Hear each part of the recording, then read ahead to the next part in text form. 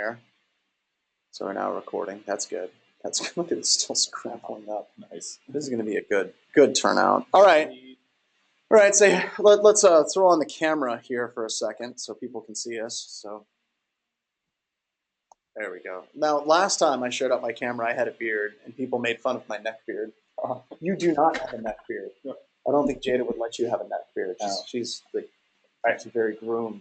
Yeah, well, I experimented with a beard for about like 3 months, and my conclusion was I can't grow a beard. So I probably at that point. I thought it was warm and it was summertime, so I thought I would shave, and that was a mistake because it immediately snowed again. So I obviously don't know what our camera's actually showing. All right, so this is usually the point where somebody types in the questions like, "Jackass, just get on with it. Stop telling jokes all the time." So let's go ahead and let's get on with it then. Screen share has been on for at least 10 minutes. That's awesome. Somebody's forwarding on a porno. That's awesome. Thank you. All right, more jokes. All right, we'll kill the video. We have more video. There is actually a lot of video with this webcast, and I'm going to warn you that there's a very distinct possibility that crap's not going to work. And I blame Brian, not just because he did all the work, but that's a big reason. But if it doesn't work, it's because Brian said, I tested everything 3-4 times, it's going to work, which means it's totally not going to work. I'm going to shut off this camera for now. So once again, thank you so much for showing up today. I really appreciate it. This is brought to you by Sans 504. Clearly the slide has been butchered. But Sans 504, we talk about hacker techniques, exploits, and incident handling. It is also brought to you by Black Hills Information Security. We do this type of stuff. Now some people are like, screw that, we're not going to work with BHIS. Who else do we recommend? I saw that Larry Pesci is on the webcast. Hi, Larry. And we love Larry a lot, even though I'm pretty sure he's the one that's sending me porno links. So I would also recommend you guys check out Guardians, because Guardians is a fantastic corporation as well. We like them a lot. And I'm going to hand it over to Brian. So Brian, this little thing goes off to the left. And I'm going to go over there, and I'm going to check comments and stuff and ask questions from random locations. Okay. All right, Brian, take it over, please. Cool. That sounds awesome. Sweet. So hey guys, we're just going to go through some introductory slides here first, and then we'll get on with some live demonstration stuff. But just a little bit of background, if I can work PowerPoint. So why do we care about hardware hacking? Get this thing out of the way. Well, one of the reasons is we have a lot of consumers who have a lot of the same hardware models. And with this hardware, I mean, these devices are rarely getting updated. It's not like Linux, Java, whatever, where you're getting updates pushed out every day. These things are a little bit harder to update, and they're not always, getting updated as frequently as they should. And sometimes we find that when vendors put out these pieces of hardware, they'll actually put in little back doors or default passwords, credentials that are just kind of there and present on all the devices. So our job is to find them. And so this thing keeps popping up. All right, and so what do we mean by hardware? Well, we're talking about things like routers, your modems, key fobs for cars, for garage door openers.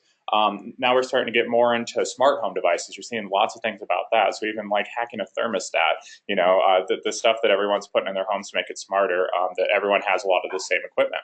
And also going and looking at smart grid devices, so things that power companies are putting on your homes that are now two-way communication devices. It used to just be like a one-way, so they'd receive a signal and that was it. But now they're getting them set up so that they can talk back to call back home, talk to home base. And so what good does this do then? Or what good does this do for us? So imagine you've got a public-facing device and you fingerprinted it to be a router. You know what router this is. And so you go out and you buy this exact same model of the router. And after playing around with it, after hacking around with it a bit, you find that there's a root account and this doesn't get changed. And now you have a way in. So how do we do the hacking? Well, one of the things that we look at is that a lot of these devices use standardized protocols. And so a lot of times the vendors, when they make these devices and they put them out to market, they'll actually leave the protocols open, the interfaces to these protocols open on these boards. When you just pick up and look at the board, it's not always apparent on newer boards. I was actually at a friend's house the other day. He's got a ton of stuff. I mean, just like baskets and baskets full of hardware. And I was picking it up, and on some of the older hardware devices, you'll get lucky and they will literally label the protocols with all the exact pinouts. But on newer devices, it's not the case. However, we do have some tools that can help us out with this. And so what are these different protocols that I'm talking about? Well, we have two main ones that I'm going to look at today. One is Joint Test Action Group, JTAG. The other one is Universal Asynchronous Receiver Transmitter, UART, and is also known, aka serial in many cases, is what you refer to this as. And so JTAG, like the TV show, no, that's JAG. JTAG is something that we use for both debugging and programming hardware chips. So that's some of the main uses. When we think of hardware on the chips, let's think of firmware. And we can also use the JTAG protocol in some cases to dump the firmware off of the device itself. So the firmware that's been programmed on there, likely by the manufacturer, we can dump that off and we can start to analyze that and look for interesting things. And so what can we do with this firmware? Well, once we have it, we can start looking around for things like passwords, things for private keys for encryption. Maybe look at the web endpoints that this device is trying to call out to, endpoints that should otherwise be hidden, not made public, but that you can go and you can look at these and see what kinds of things are open on these endpoints, what can I get to through these endpoints. There might also be some kind of interesting backdoors, things that are left open so that your cable provider can get into these devices, so that your energy service provider can get into these devices. And so we can try to look for these things. Another thing you can do once you have the firmware and you start inspecting it is we can look through this, we can modify the firmware, and we can reflash it onto the device to make it do cool things, make it do things it wasn't intended to do, but things that we would like it to do.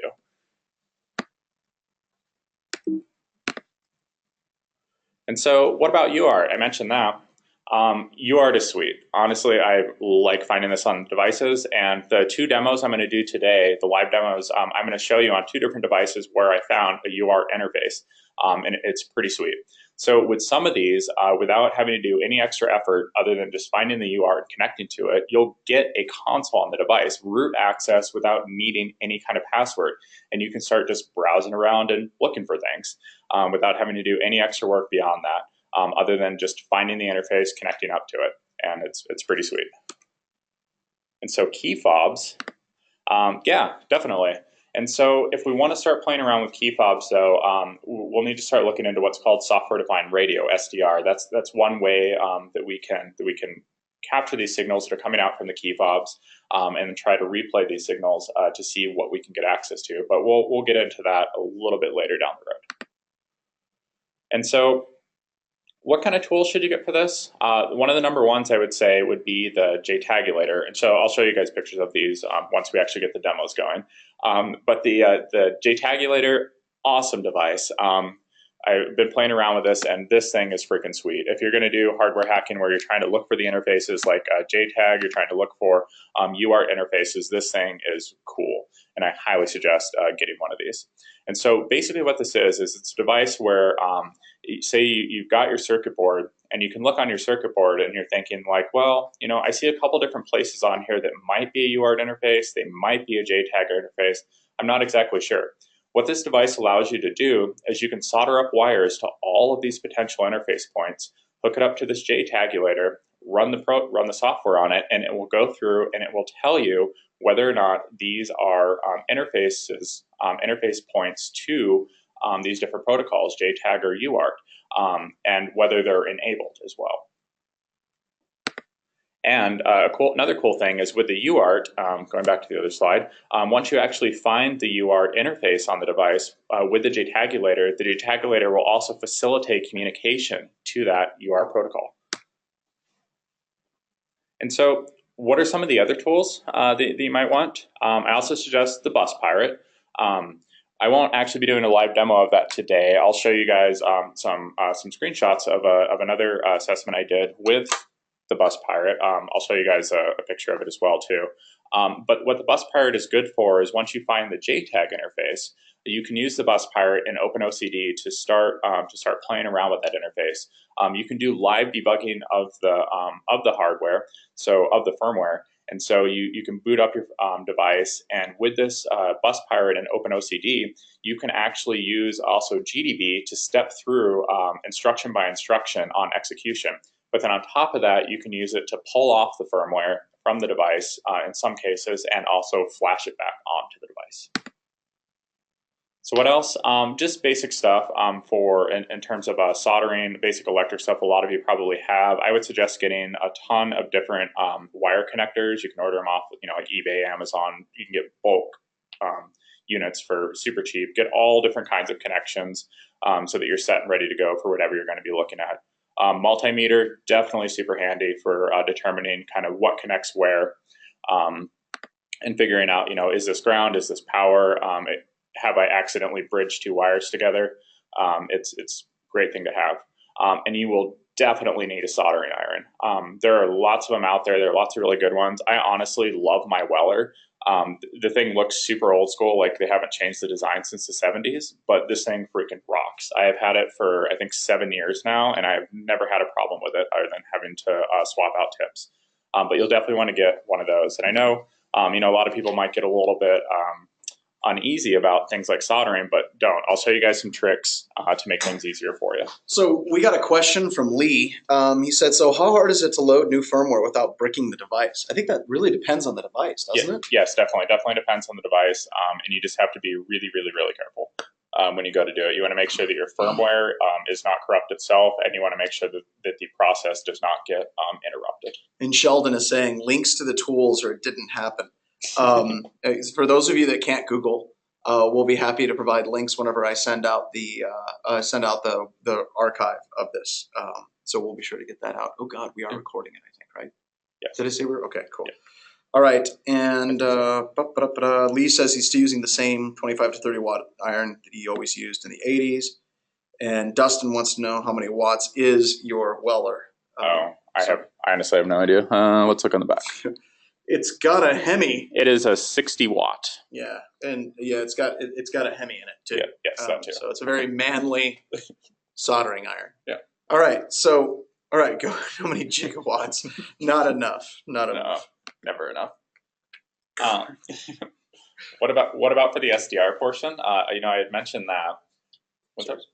What about for the SDR portion? So what I suggest is the Hack RF device. This thing is sweet. It's from Great Scott Gadgets, and just the sheer frequency range that this thing can handle makes it well worth it. It's compatible with GNU Radio, which I'll show you guys later. I highly, highly suggest checking out this device if you're interested in doing some of the SDR stuff. And if it's like in a lower range, it's very easy to get a ham it up and then step it up into it so it can actually work with it as well. So as you said, there's going to be a lot more SDR stuff coming up over the next 12 months. Yep. And so what about some of the different software? I'm using, when I did most of this testing, I used Ubuntu as the OS. Others are work. I'm actually going to do all the demonstrations on Mac because all I need is just a serial console over to this device and we're good to go. OpenOCD, Binwalk, which I'm actually not going to show you guys today, but once you get into the point where you're dumping firmware and trying to analyze it, Binwalk is great for that. And then GNU Radio for the software-defined radio stuff. Anything else? Well, you have to have a hacker kitty, of course. She always hops right into the chair as soon as I go into the office and is ready for hacking. Now, another great question. Are there any popular emulators that firmware can run in? Yes, there are a number of different emulators. Once again, that depends on the firmware. Yep. A lot of the devices, you really won't know what you're getting into until you get into it. Because we're going to talk about, we got some stuff that's ripped apart. Sometimes you don't even know what's inside the case until you get the case open. And then it's just horrifying as well. All right. So let's do it. Demo time. Cross fingers, do dances, and probably grab the fire extinguisher. Did we kill the goat? No. We should probably go do that quick. Stand by. Bring out the goat. Yeah. All right, so let's bring out the camera here real quick. Is the cat ready? The cat is always ready. Yes. So let's bring up cameras. Get started. Oh, you're supposed to be at a webcast now. Oh, okay, cool. Yeah, we had trouble getting the camera working on Mac, but it seems to work just fine in Kali. Yeah. So we got to refresh it. Yep. Oh, come on. You've got to be kidding me. It was just working. I mean, we just had this, like right here. This is where we're going to die. This is it. Oh. Enter. Oh. Wow, that's great. All right, cool. All right, hang on. We're going to try rebooting it. This is also really important to have lots of extension cords. Yes. This is the part where I dance. So you guys enjoy your work. Yes, we do. Demo gods are not amused by our shenanigans. No, they are not. Did anyone hack your camera? Probably. I blame Larry. Let's go ahead and let's bring up Photo Booth real quick. Yep. And we can kind of walk through the gear that you have right now while we're getting that camera up and running. See, we have backups because we are security people and backups are what we do. All right. Yeah, that really looks awesome. Streaming video over GoToWebinar. That looks great. So it jitters every moment here. All right. So here we go. So let's turn this around. Not break anything. This is inside the corporate offices of BHIS. And let's kind of walk through some of the gear that you have here if you want to come around. Okay. And you should be able to see what you're actually pointing at different times. I'll just have to move like really slowly. Now, you should also know that it's really important that you get lots of ancient gear that, just so you can set it on your desk so it looks cool. Because if you're going to get into hardware hacking, a big part of it is looking cool. If you can make things blink, it's even better. All right, so let's go through kind of what these things are and show them. Yep. You're going to have to hold it slow and, I guess not. Let me try the other camera once more. Okay. Oh, we've got the other camera. Is that any better? I don't know. I mean, we can use that one. That one's good. Let me check it here. Yeah, check the. All right, so the other camera is up. So let's see what we got. Yeah, it just kind of, it's once every second or so. Okay. All right, so people say it is better. Okay, I'm going to go ahead and I'm going to kill Photo Booth then. Okay. So we aren't trying to do that too. Okay. Any words on that whiteboard? No. No, nothing good. I checked it. Okay. People are saying we should use Periscope for this. Wouldn't that be hilarious? Periscope probably has better bandwidth than what we're doing. All right. Here we go. Let's move this over. Alrighty. Let's start with this little red thing right here. So this is the Bus Pirate. Unfortunately, this camera apparently does not have autofocus. All right, so this is the Bus Pirate. It's just this little red device here. Just hooks up via, whoops, that's the wrong side, via USB. And here you've got a couple different, can't really see it there, but you've got a couple different pins you can plug into. For the JTAG stuff, you just end up using 5 of these, and there's little diagrams online that tell you what go where. So that thing's pretty sweet. On to this one. Bring things to it. Yes, that's probably a good idea. There we go. All right, so this is the JTAGulator in all of its glory. So here you actually have two different interfaces. Here is if you want to plug in wires, so you have this kind of loose wire ends. You can go ahead and you can plug those in to this bank, but they hook up to the same channels that are over here, which allows you to just do the the push on, pull off wires, which is what we're going to be dealing with. So it's basically just flexible. This one's you can just plug the wires in. This one you can screw them in, and it just makes it a lot easier for options. Yep, exactly. So whatever you want to do, it gives you a couple options. And then it's also just a USB interface right there. There we go. Okay. Yep. Very cool. Cool. Some joker is asking, hey, could you guys just make it bigger, make it full screen? No, we're not risking it. No. Nope. There we go. All right. So let's go ahead and let's show a couple other things here. Here is my trusty Weller. Let's try to put this up a little. There we go. Yep, like I said, I bought this probably 7 years ago or so. Again, it looks old school, but man, this thing is freaking sweet. And I like the adjustable dial on it. It's fantastic soldering iron, in my opinion. Some other things we've got. So we've got our wires that we'll be needing. Male, female connectors. I highly suggest one of these kits. It's just a little screwdriver toolkit. So you've got a bunch of different picks over here. And then here you've got just a bunch of small little different adapters. I really, really suggest one of these. They're good at poking around and prying things and taking things apart. It's great. One of these, I also suggest two. So this thing is called a helping hand. It's got a magnifying glass, so you can look like a little inspector when you're looking at things. It's great though to either hold wires when you're trying to solder them if you need to solder two wires together. It's also good for the magnifying glass using to look closely to see if two things are bridged together, if they're connected, not connected, all that good stuff. Multimeter. I picked this thing up for like 20 bucks from Walmart. You can probably get them even cheaper online. But I mean, just a basic multimeter. Probably some of the key feature is going to be the continuity feature to see if two things are connected or not. And then the voltage feature. That's really mostly what you're going to need for this. Some other stuff. If you get into having to solder things that are really close together, this liquid solder flux, aka the magic sauce, this stuff is amazing. It will it'll help keep the solder where it needs to be. It'll also help prevent solder bridges, which is also really bad because those will a lot of times let out the magical smoke and things will stop working. And I've just got some various other things over here too. Some of these little like paint brush things can be handy just for kind of brushing things off, cleaning them off. I also like to use the end of them if I need to kind of like scrape things off, but I don't want to like ruin things. Then just a little plastic end that you can scrape with is pretty good. Just some various electrical tape if you want to label things. And that's pretty much it. All right. Let's do some stuff, though. Yeah, let's do some stuff. So when someone said your fly's open, it's totally not. But that would be a good joke, I suppose. Bonus feature. Jackasses. Screen just went. Uh-oh. Screensavers are required at BHIS. There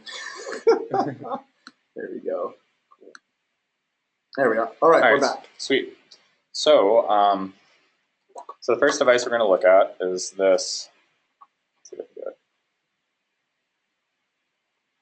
You talk, I'll focus. All right, cool. So this is just a little Linksys router that I've torn apart. So we've just got the small board in here. Man, this light is bad. There we go.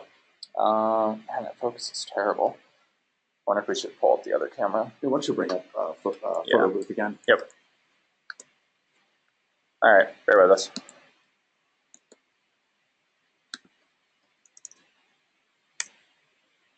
All right, see if this is any better. There we go. That's much better. That's much better. Okay, cool. So we've got this. We have this router that I've torn apart here, and so when we're looking at it, so we pull this open, and this is pretty much what you see. And so you want to take a closer look. What you want to look for on the board is you want to look for points like this. I don't know if you guys can see that. Hold it still for a second. There we go. There we go, right there. So down on the lower left there, you can see where I've actually already soldered on, but there were 5 unsoldered holes right next to each other. And if you look really close at the board, which you're probably not going to be able to see here, you'll notice that out of those 5, only 3 of them actually have traces connected to them. So the other 2 that I haven't soldered to, those are probably either disconnected to ground or not connected at all. So we're not really interested in those. But with this 5-pin interface, this is typically going to be a UART if it's actually connected to anything. The JTAG ones are usually going to be like the one that's next to it, right above it. And those will typically be either a 10-pin or 12-pin, sometimes 14-pin configuration. But we're going to be looking at the one on the bottom there, which is the potential UART interface. So we see those pins, and like I was mentioning earlier, you know, we think those might be UART, but we're not sure. So let's find out. Let's solder up some stuff. You just do what you do, and I'll move the camera up, move the soldering iron onto the other side. Yep.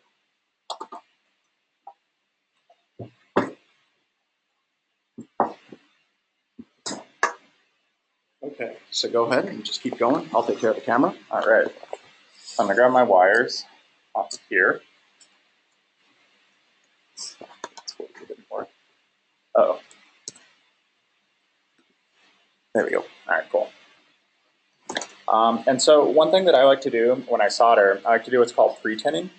And so I'll put, rather than try to simultaneously just solder the things together, like take two things that haven't been soldered before, slap solder on them together at the exact same time. I like to put solder on each piece. So I'll put solder on each of the wires here, which I've already done, and then I'll put solder on what I'm trying to solder them onto. And I found that that can make things a lot easier. If they haven't had solder on them before and you try to put solder on both of them at the same time, it makes it a lot harder, in my opinion. And so I've got these things pre-tinned. I'm going to make sure I solder to the right pieces. You're soldering. I'm going to do something here real quick, okay? All right, cool. I'm going to go away for a couple seconds. Just sit tight. No, I just took a picture. Sweet. There we go. Got that done. Awesome. Switching over to this camera.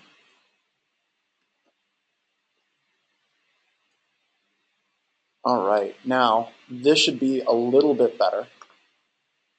There. So now we're using the built-in camera into GoToWebinar, so it's not trying to refresh the entire screen all the time. So you don't look like you're like a robot. And it was really just a sleight of hand to let him do his camera work or his soldering work. All right, so there we go. Yep. All right, so I've got those connected. Those are soldered up here. There you go. Somewhere down there. Yeah, like that. There you go. See, soldered on. All right. So this next step is also really important. If you don't do this, it's likely not going to work. What you need, in addition to soldering these onto the potential interface points, is you need to have a common ground between the board, this board that we're testing, and the JTAGulator, the board that's going to be doing, probing around and trying to find our interface. So say it with me, common ground, very important. So where do we find this common ground? You could take your multimeter, you could probe around on the board, and you could try to find where there's a ground pin, a ground interface. What I like to do is on the side, so you've got the power piece right here. On the side of the... Hold it still for a little bit so the camera crisps it up, and then when you move, it presses everything. All right, so there's the power. Yep. And then on the side, there's that little metal nub. And that's almost always connected to ground. If you're unsure, you'll want to look at your power cord. There's usually a little diagram on it. Look up the diagram, and it'll tell you. It should be able to tell you if that's going to be your ground or not, or use your multimeter. So I'm going to go ahead. I'm going to solder onto that. Again, I've already pre-tinned both of these. So I've pre-tinned this, and I've pre-tinned the connection on the side of this of the power connector. Let's go ahead and solder that on.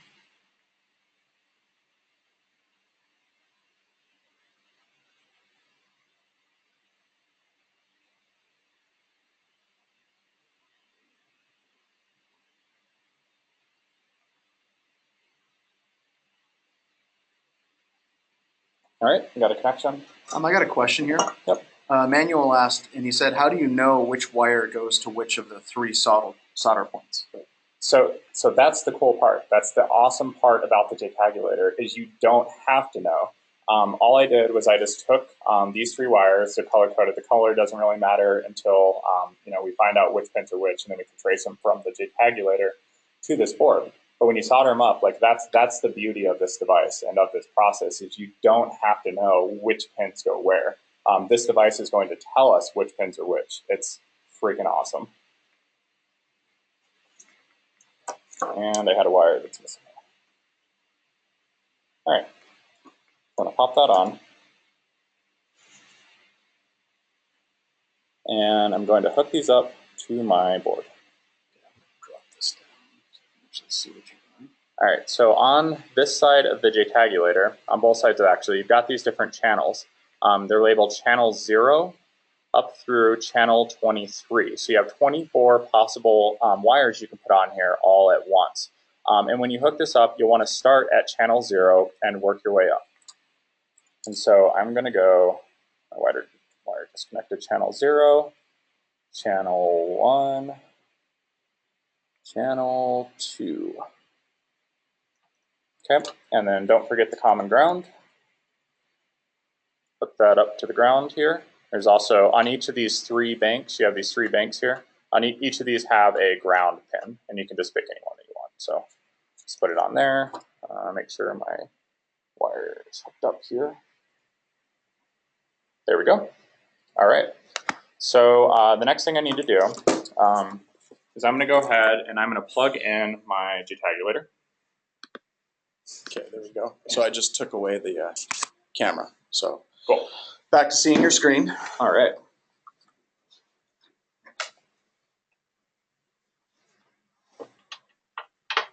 So right now I'm plugging in the JTAGulator.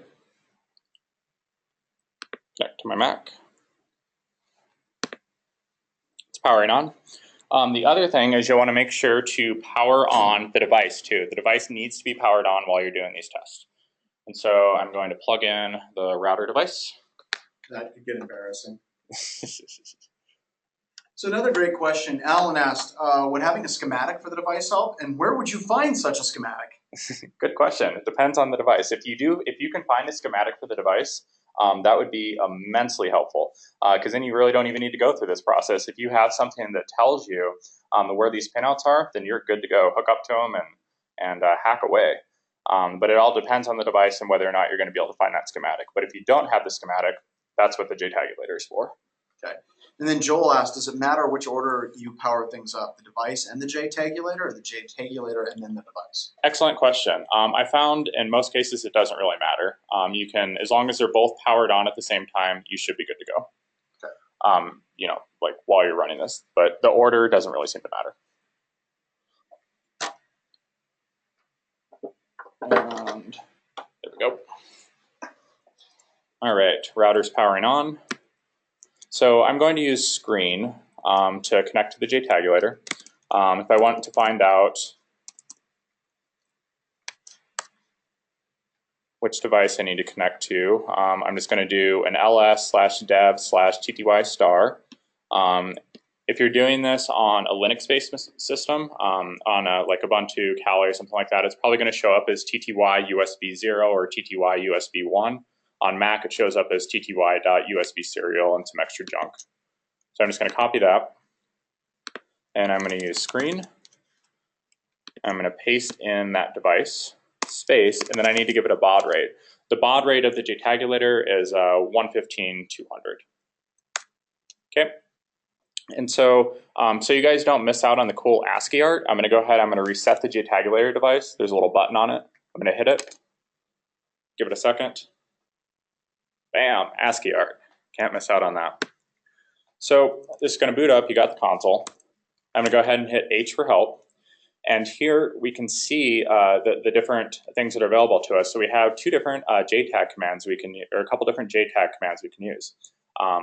Two of those are to identify the pinout. The ID code, the first one there, that works pretty quickly. It gives you 3 of the 4 pins that you need, but it doesn't give you the 4th one. But that's basically, if you want to determine, is this JTAG or not, and you want to do it quickly, the ID code is a good one to use. But once you've determined that, yes, this is an ID code, or this is a JTAG interface, then you can go ahead and do the bypass scan. That one takes quite a bit longer, but it will tell you all 4 pins that you need. The one that we're going to be looking at now is the UART. We're going to use the feature that will allow us to identify whether or not these are UART pinouts on this device. Before we can do any of that, though, we need to set the voltage. In most cases, so I'm going to go ahead and do V. In most cases, the voltage is going to be 3.3. On most devices I've tested, it's almost always the case. But if you're unsure, look at the board, see if you can see any markings. If not, break out your handy-dandy multimeter, set it to voltage mode, and see if you can determine if it's a lower voltage than 3.3. So here, I'm going to go ahead and enter 3.3. So Nick just asked a question. He said, if you connect the JTAGulator into another JTAGulator, will it create a black hole and destroy the universe? Quite possibly. Yes. So let's just go with yes. Yes. Right. So we'll just stay away. All right. So I've got my voltage set. Next thing I'm going to do, I'm going to type U to identify the UART pinout. And so what this is going to do is it's going to try to use a standard part of the UART protocol in which it can pass a string into the TX and receive it back on the RX line. And so this is asking us, what string do we want to test? Well, I'm just going to put in, oh, well, I mistyped it, but we'll just go with it, questing. Okay. So that's going to be the string we're going to look for. And ask how many channels are we using. This is the number of wires that you have hooked up. So in our case, we hooked up 3. So I'm going to type 3. And it's telling you, okay, we're going to look on channels 0 through 2, 6 possible permutations, just giving you one last chance to double check, and go ahead and press spacebar to begin. Oh, all right. Oh God, it's on fire! Oh man. So we see the stuff. Oh. All right, scan complete. It's complete. I'm sorry. I thought it was on fire. All right, so we got a bunch of results that popped up. Just the fact that we see these results coming up means that we have found a UART interface. Now, we need to go through and we need to find out what is the correct baud rate. On each of these outputs here, it tells us which pins it used for TX and RX, as well as the baud rate and the data that it saw. So remember, our test string was twisting. So let's go and let's look for that. Since I'm in screen, I'm going to hit Control-A, escape. We go into copy mode. Let's go up. And there it is. Baud rate 115,200. That's our baud rate. We have a TX pin on number 1 and an RX pin on number 2. So a couple of questions came in. What about 5 volt? This cannot handle 5 volt.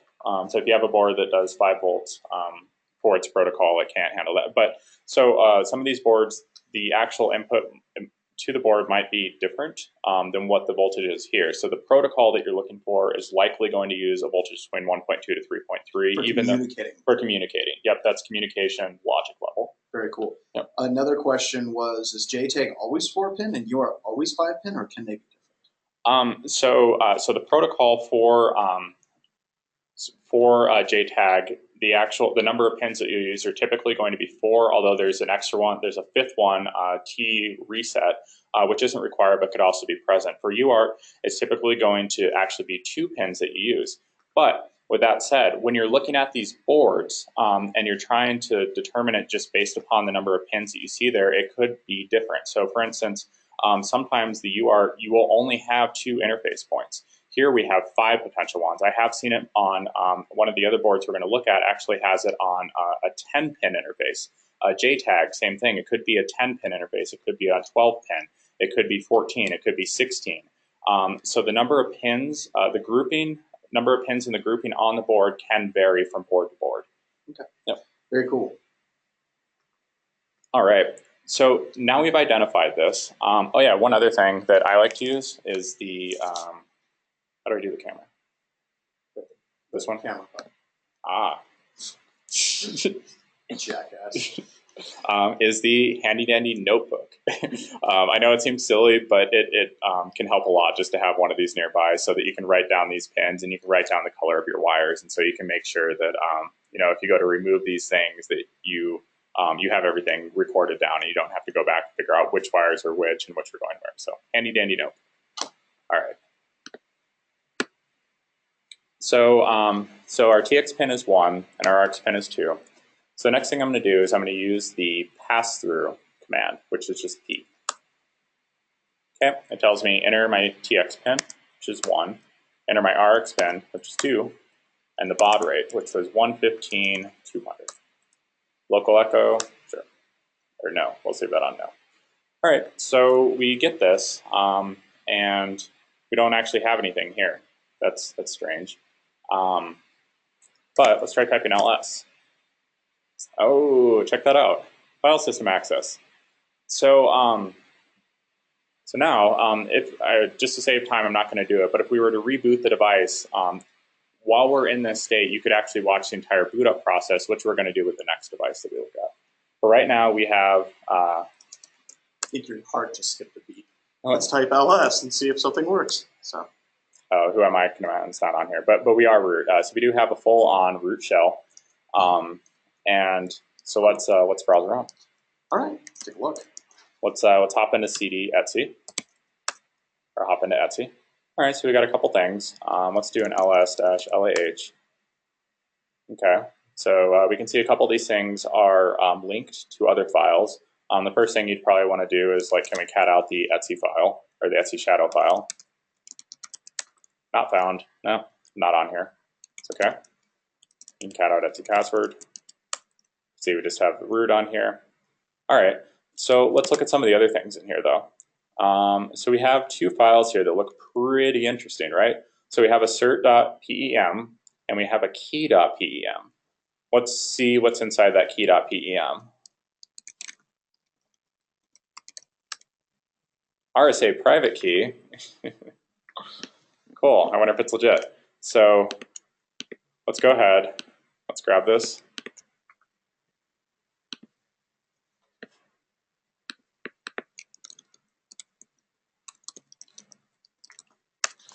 Copy it to our local system. And I don't know, let's just try to use OpenSSL to generate a public key based on the private key.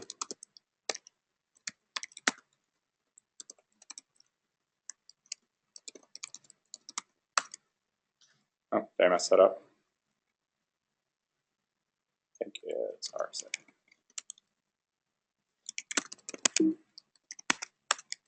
Cool. We have a public key, private key pair. Awesome. What else?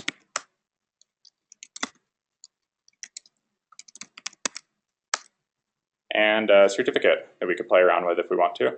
I've actually already got it copied over here. I'm going to be lazy and I'm just going to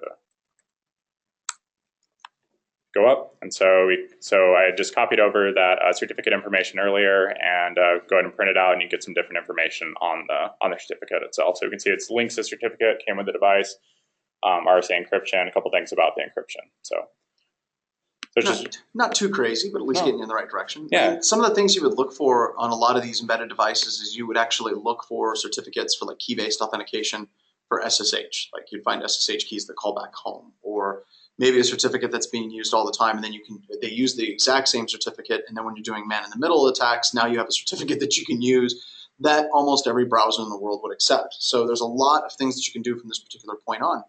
Passwords, there's nothing in this password, of course, but sometimes you find a password, it's the same password for every single device. So just a lot of just kind of plugging around. And this is awesome because it's like hacking back in 1999 again. It's just a command prompt and a dream at that point. Yep, exactly. All right. So that's pretty much all I wanted to show you on this one. Like John said, there's lots of other things you want to look for, but this at least gives you an idea of how to get started, how to start browsing around, and hopefully get you going on that. So let's exit out there. Now, I do think we have to be careful about using the camera, the actual GoToWebinar camera, because I don't think it records that camera whenever we kick out the recording. Oh, okay. So we're going to probably use Photo Booth and for like small things and just kind of show them in stages while we talk it through. And I guess I can MC it. So what's the next device that you got here? I know that you expensed in a whole bunch of crap from eBay. All right, so next device, pull up Photo Booth here. This guy right here. Cool. So, so this one's a Cisco access point. I ordered this on eBay. I'll go up slowly. If you look close, you see it's filthy. This is literally how it showed up. I mean, they didn't even bother to clean it off, nothing. They just threw this thing in a box and shipped it out. And so I was playing around with this. Here's the board up here. And shoot, we're running low on time. I wonder if I'll be able to solder this up. That's okay. Just hold it for a couple seconds. Oh. All right. All right, so we got the board. So normally there'd be little metal pieces that go over this, kind of like a Faraday cage to reduce electrical interference. I went ahead and pried those off because I wanted to see what was going on underneath, which is what that toolkit I showed you earlier is pretty good for. So a Cisco access point that I wanted to play around with. And so I got this thing. I remember this thing was used. And so on here,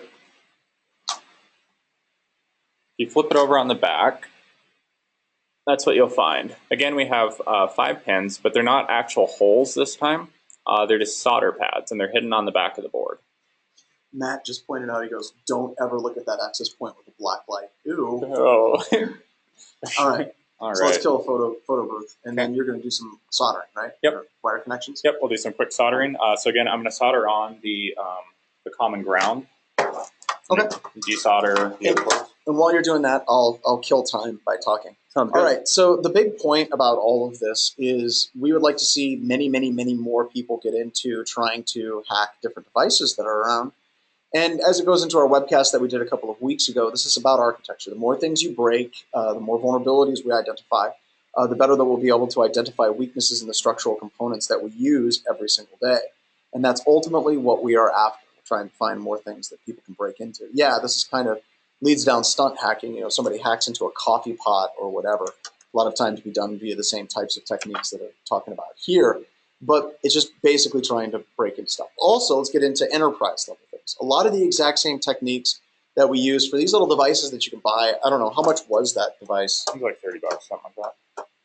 Okay, like $30 or so. Okay, so like dirt cheap to practice. So even if you do like burn something completely out, you don't necessarily have to worry about being out a tremendous amount of money.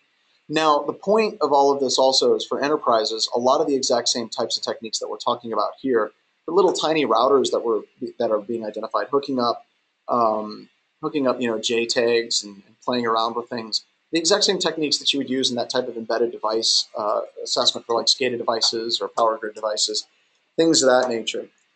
Somebody wants to show the soldering. It's like with the camera stuff that it's been going, no, it just hasn't been working that well.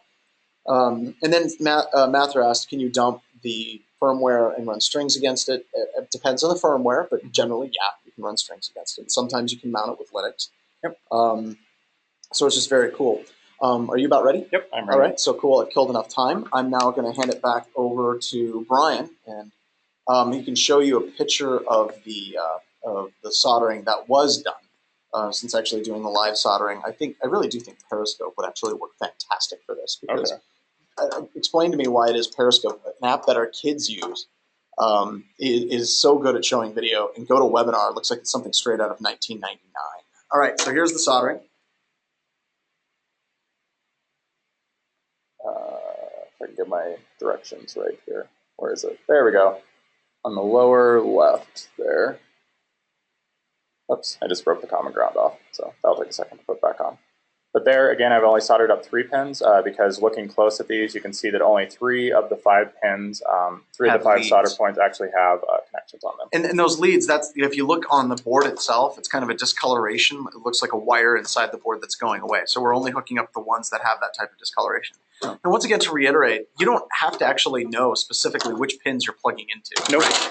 And that's one of the cool things. And I'm just going to leave the video up because it's fun to see things fly around. I'm going to move this out of your way. That sounds good. So you don't need that one. Yep. There you go. Again, I accidentally snapped off the ground there while I was trying to show you guys. I'm just going to solder that back on real quick. Now they're getting a nice picture of your elbow. Cool. This is so much easier than it was in 1992. I'm a good gaffer. It's nice to know. Thank you. There we go. All right, let's kill photo booth. Once again, photo booth to kill it is not the big red button in the bottom, as we learned.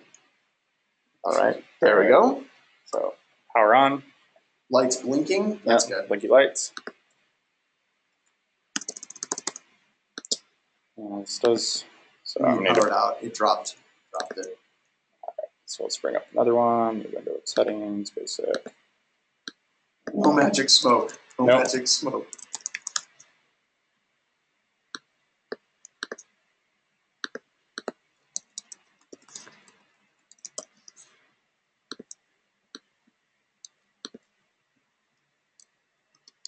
So Sean has asked, why would you solder directly instead of using header pins? You don't always have header pins. Yeah, exactly. Trust me. Header pins are awesome. Yep. But they're not always there. Yep, you're right. You're right, Sean. And if also, if I had my own header pins, that is definitely what I would be using rather than soldering directly. So you can go on like DigiKey, Mauser, down to your local electronics store, pick up some header pins and solder those on. If I had some, I would definitely be doing it because that is much, much cleaner and nicer than having to solder, desolder, solder, desolder, and you're going to run into a lot less issues. But we wanted to show the soldering live. So. Yes, that too. It's soldering. So So I got the console here. Again, I'm going to set the voltage 3.3. I'm going to do UART. I'm going to do testing and 3 channels. While that's loading, Justin asked a soldering question. What is the composition of solder you are using? Silver, Baron? It's so this is 60/40 rosin, and I think it's a silver based. I'm not sure. Here, I'll show you the. There we go. David said, "Is this similar to plugging into a console port?" Yes, but different. If you have a console port, that's awesome. So please don't think that we're doing all of this just from the perspective of, oh my God, there was a console port we could have plugged into. This means there isn't one, so you're going directly into the board. All right, so I've run it again. Here, again, it's 115/200 baud rate. This time we have a TX pin of 1, RX pin of 0, probably just with the order I soldered them on. Again, I don't worry about the order when I'm soldering them. I just solder them, and I let it figure out the pins for me. So let's go ahead and let's do the pass-through again. While you're doing that, Jason asked, what are some device types that you tried to hack but couldn't because there wasn't a JTAG or a UART? Almost all of them came across. Yep. So most of them, the problem I ran into was not so much that they didn't have the interface, was that they have it disabled, and we're actually going to see that on this device here. I'm gonna do this, and I'm gonna show you guys a couple screenshots. So what a lot of vendors will do is they'll leave the header pins there, or like the interfaces there that we've been talking about and playing around with, but they'll break the leads on the board, or they'll remove resistors that you need in order for it to work. And that means there's something good. Yep. And so you can see device manufacturers, if there's a vulnerability, they're like, well, why don't we just break the leads before we ship it? Problem solved. Yep. Then people can't hack our stuff anymore, right? Yep. All right, so here we're actually connected to the router right now, and we can see it's waiting for WAN IP address. And so I ran into this when I was playing around with it the other day.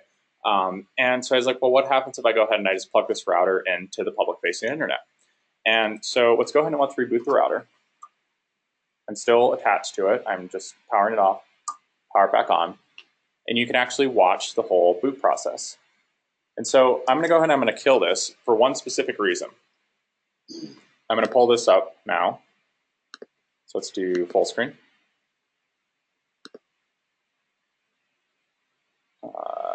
View. Again, if I can figure out PowerPoint. Play from current. No, not play from start. I can help. Yes. There's one thing I'm good at, it's PowerPoint.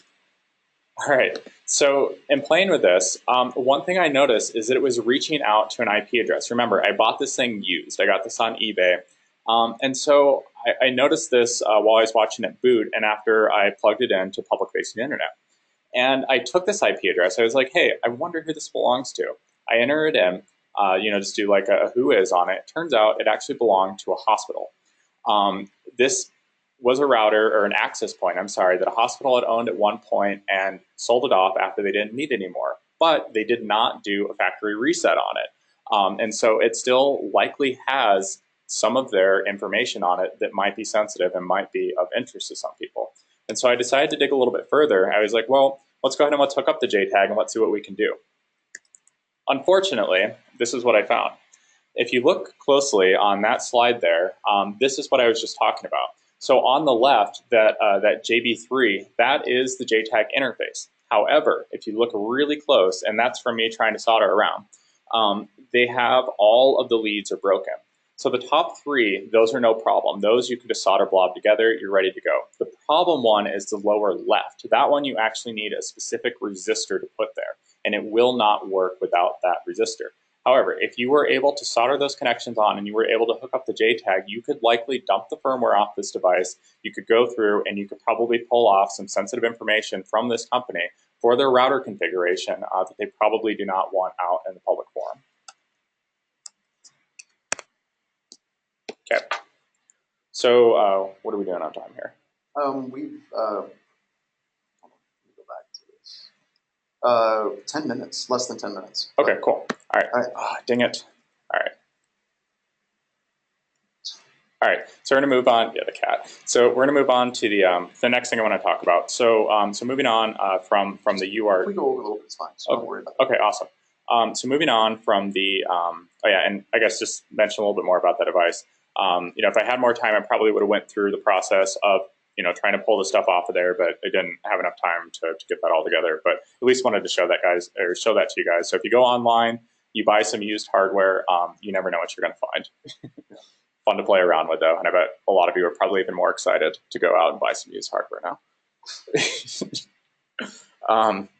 So the next thing, I just wanted to show you guys the screenshots of the process of actually using the JTAG portion of this. So I'm not going to do a live demo of that, but I'll just show you some screenshots of the process. So here, it's the same thing. Inside the JTAGulator, at first I run that ID code scan, which is the top one. And so you can see it found TDO, TCK, TMS, and TRST. It found all the pins except for one. We do need that TDI pin in order to do anything, but this runs really, really fast, and it tells us that, yes, this is likely a JTAG interface. Go ahead and proceed. The next one is the bypass scan. Basically what this scan does is it sends information in on what it thinks is TDI, and it looks for that information to come out on TDO. Here it's determined that we do have full TDI, TDO, TCK, TMS, and TRST access. Again, the only ones you actually need to interface with the JTAG are the top four there. The TRST is an optional pin. And so I found the JTAG interface. I hook up with the bus pirate. So down, I'm using those 4 pins down on the bottom, which you use for interfacing the JTAG. I've got the common ground hooked up on the top. And so I hook this up via USB. And then I use OpenOCD is the program that I use to deal with this. And from looking at the board, when I was doing this, playing around with this, I could see that it was some kind of an STM32 chip. And so I told OpenOCD that was the chip that I was trying to target. And sure enough, it found it, it recognized it, said, yeah, definitely, this is an STM32 chip.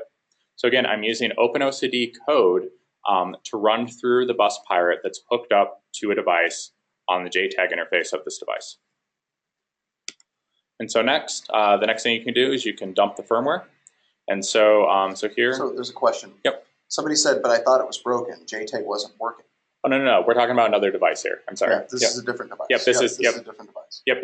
Sorry. This is moving on to a different device. You're correct. The one, that access point that I got used, JTAG broken. I did not fix it. It could be fixed, likely. And this is generally what happens when your boss says, hey, let's do a webcast in 3 days. Yes. Yeah. Okay. So here we're talking about another device. This device, I won't mention too much about this device other than I was able to find the JTAG interface and dump the firmware off of it. And so here, that's the process. I run this flashbangs command against the device. It tells me where the firmware starts, the memory address, and it tells me how large the firmware is. And then you can go ahead and you can dump it off by running this dump image command, giving it a file name, and then telling it where to start and effectively how far to go. So then after you have that, you can run strings against it, and among other things you can do. And one of the interesting things I found was on this portion here, the big green blob was a communication endpoint. And that actually called back to the company who had owned and configured this device. And so that was pretty interesting. And here you have some other various commands. AT commands is what they're called for CDMA chips. Saying, don't redact the info. Yeah, no. Yep. And a couple other values here too that you can go and you can look at. The other tool that you can run once you have the firmware is binwalk. Unfortunately for this firmware, binwalk was not able to determine the file, like the file system type, and it wasn't really able to find too much other information. So the most information I really got out of it was the strings here in the time that I had. All right, so we're going to move on from the JTAG and UART stuff with the little bit of time we have left. Why don't we push the SDR stuff to another webcast since we're at the top of the hour? Okay, cool. We have some more stuff coming up with the SDR, and I hate to rush through it because it's basically a key fob at that point that we're trying to capture. Yep. But no, it just kind of wrap things up. You want to go to your conclusion slide if you have it? Just kind of. Not. Oh, okay. We don't have one. No. Good enough. Just kind of wrap things up. Once again, the main goal of this is to try to get people excited and going out and buying JTAGulator. And what we're really looking for is the guy that makes the JTAGulators to shoot us an email. Basically say, oh my God, sales jumped like 2,000% last week. But get out there, start finding things that you can break into and start breaking them apart. Because, finding things in the firmware like user IDs, passwords, certificates, keys for authentication, finding not necessarily access points, but endpoints that it communicates back to outside of your network. I mean, if you're going to put a device on the inside of your network, you want to make pretty sure that it's not going to phone home and have a VPN back to the manufacturer that gives them direct access into your network. And this will allow you to actually start looking at those types of things. So, like I said, we went a little bit long. We've got a couple of questions here. Let's go through some of them. That's cool. I used to have an Acura. That's good. All right. Thanks, guys. Appreciate it. Have you done anything with Amazon Echo? Find anything cool with those? I don't think we bought an Amazon Echo and messed with it as well. Can you reverse engineer or purchase vendor products without violating the DMCA? Once again, be very careful in relation to the Digital Millennium Copyright Act. I think whenever you're just interfacing with it, giving the means that they have provided to you, I don't necessarily believe that you'd be in violation of the DMCA. But if you start going public and you're like, well, here's a vulnerability and here's a device that we found, then you might actually get some attorneys very, very, very excited. So what's next after discovering the callback? Usually what you do after you discover the callback is actually talk to the callback server. Yep. Does it have SSH? Does it have Telnet? What does that callback server have that you can talk to? Yep, exactly. What color is your underwear? Today, my underwear is gray. I don't know if you were expecting anything more than that. You? Mine are blue. Blue. Same. Actually, I think I have my Punisher ones on. My wife has been trying to get me to get rid of those for years. How hairy? God, this is just going downhill. How hairy is the line between vulnerability scanning stuff you put out on the network and reverse engineering forbidden by some license agreements? Usually, whenever we're doing assessments for our customers, the vendor is the one that sends us the crap. Mm-hmm. It used to be vendors were very, very angry about their customers buying this, but now the vendors are like, hey, free pen test.